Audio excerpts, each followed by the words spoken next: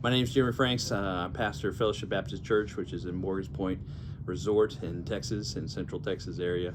And this is my story of how I was called to ministry.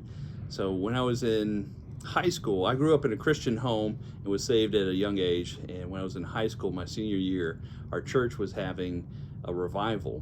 And I didn't know where I was going to go to college. I didn't know what I was going to do. And I had all these questions. And people had always told me, oh, you've got time, you've got time. And I was tired of that. I didn't want to hear that anymore. I wanted to know, what is it that God wanted me to do?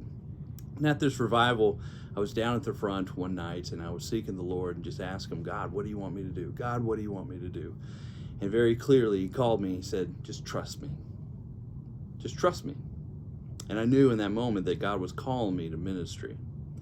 Now, this still left a lot of unanswered questions. I still didn't know what to do, what college to go to, what degree to pursue.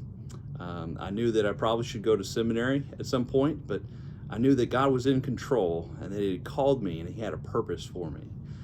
For many years, I thought that was going to be in camp ministry. But through the years, as I was going through college and then into seminary, God really began to change and mold my heart to the local church and to be a pastor.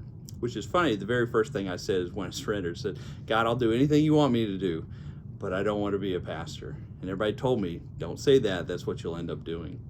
And during seminary, I was taking a class on pastoring, on preaching, and we read a book called The Pastor is a Shepherd, and it really challenged my understanding and my perception of what a pastor should be and what a pastor should do. And at the end of the book, I thought, I can do that. And I really felt God begin to mold me and move me in that direction. And now I find myself as a pastor standing in front of people and preaching the word, and I love it and can't imagine doing anything else.